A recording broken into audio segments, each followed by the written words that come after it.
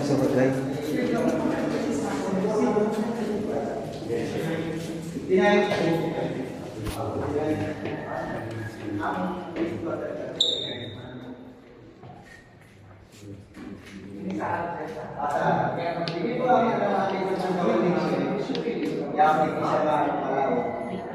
Kasarami ni bago po siya ilaro, may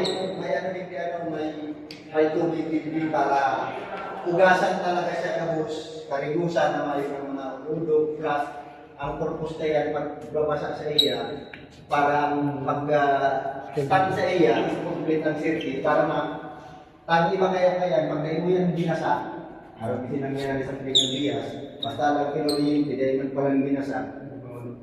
Tapos, nagpara uwi-uwi, nag-luksyon, nakasyuntuman sa scalding bath, ang nakagadan sa area, may tubig pa po kanina. Kaya, itumahan talagang babasa ko siya bago sa ilang. Kung sa nakarebosa na siya, pati si pag-kuryente sa area. So, pag-yaman ko din sa uli, bababa.